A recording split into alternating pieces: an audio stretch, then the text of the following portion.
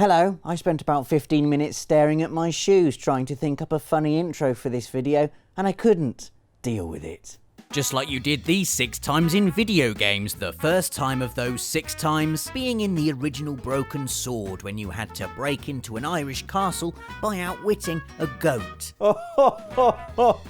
A goat. Scoffed 1996 you, a sorry pile of battered item-based puzzles that you'd solved the hell out of, stretching all the way back to Paris.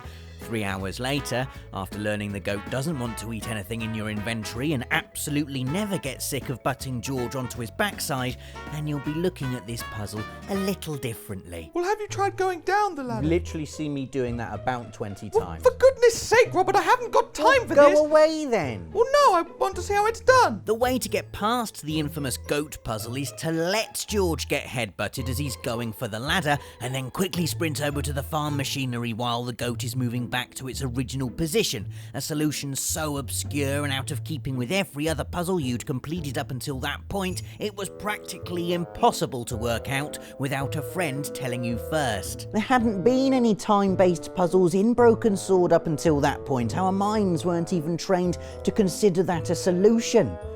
Stop staring at me. This is Nathan. Over the last year, he's played Destiny for 249 hours, farmed over 1,000 lumps of relic iron, completed 154 strikes, and once or twice even fed his children. Hey Maddie, your dinner's ready! As you can imagine, his item vault is overflowing with exotic weaponry, and from time to time, much like a millionaire strolling through a garage full of vintage motors, he likes to scroll slowly through them, thinking of all the low-level paupers who still only got a Suros regime, and how he'll kill those low-level paupers with merciless ease whenever the Iron Banner event rolls around. So imagine Nathan's face then when on the 15th of September 2015, the Taken King released, and all his precious golden boomsticks were nerfed to make way for a fresh batch of weaponry. Initially, even the common green stuff you found rolling off the corpses of dregs were more powerful than Year 1 exotics. The Cryptarch would decode no longer rubbish secondary weapons from no longer rubbish blue engrams. Icebreaker, Hard Light, Galahorn, all useless now, gathering dust in the vault of yesteryear, their only purpose to remind you of all the effort you put into obtaining them. Whereas people like me who kept weapons like Suros regime just because they looked nice with our armour, well, we got to upgrade those weapons to Year 2, didn't we? When I was young, my mother and father took me to the beach. I must have been very young because they divorced when I was 5. At the beach, like many children do, I decided to build a sand castle. I spent hours digging up sand, patting it down nice and tight inside my bucket, and then thumping it down on the shore. After hours of toil, I'd made a majestic castle. It had a wall and turrets and even a moat around the edge, a worthy and tangible monument to the effort I'd expended in its construction. Then a big wave came in and went... Which is exactly like in Final Fantasy VII when you've levelled Aeris up and made her nice and strong and even found the great gospel limit break and maybe fallen a bit in love with her, and then the game decides she's dead. Just like my sandcastle. At least in The Legend of Dragoon, when Lavitz dies, the game has the good grace to pass all his abilities onto Albert. Final Fantasy VII's just like, oh well, she's dead now, isn't she? Along with all that time and emotional energy you invested.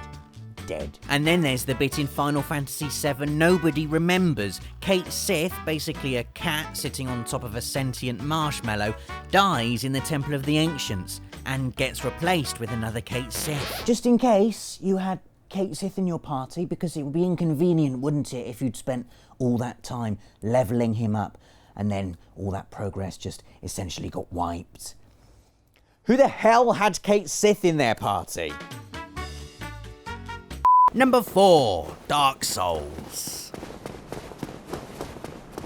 All of Dark Souls. Penultimate entry, who remembers a rather excellent PS3 action-adventure called Enslaved: Odyssey to the West? That's the one with the brilliant performance capture and the fighting and the green. The other cool thing about Enslaved was its story. It was set 150 years in the future, a war-scarred apocalypse overrun by hostile mechs that are weak against sticks. At the end, you fight your way through to the mysterious pyramid, and your excitement levels build for what will surely be an incredible narrative revelation. Instead, you get live-action Andy Serkis in his pyjamas. I am an ark. That's right, Trip and Monkey, that's exactly the face I pulled when I first encountered Enslaved's big bad. I mean, he's not even evil, is he? He's just feeding people happy dreams while looking slightly surprised his actual, real, not digital face is, for once, seeing the light of day, as if you just walked in on him in the bathroom or something, which is probably where they filmed this bit, to be fair. So we've reached the end of another video. What's the final deal with it moment going to be? Well, here's a clue. Imagine you really love a game and you really love that game's main character, and that game gets a sequel. And you wait 3 years for the sequel to come out, and oh man, you're so excited. Here comes the main character that you love. Here he comes. Here he comes. So that's why you changed my code name. Can't be the Solid Snake. Yes, Metal Gear Solid 2, Sons of Liberty, deal with it, Dave, starring not Solid Snake, but Raiden, a character whose series creator Hideo Kojima had somehow managed to keep a secret right up until the game's launch, like some secondary school prankster hiding a slug in your sausage sarnies and sitting there smirking, waiting for you to bite down into it. It's unbelievable. It's just unbelievable. Oh, let me guess. You like Raiden, don't you? Oh, of course you do.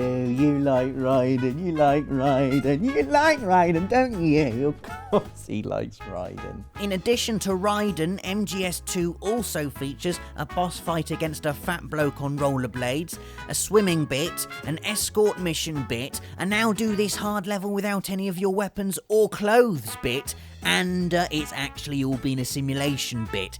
And I still love the game and would give it an 11 out of 10. Raiden though. Raiden.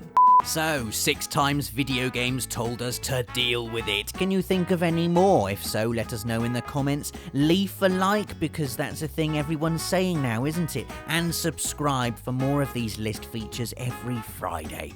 Thanks for watching.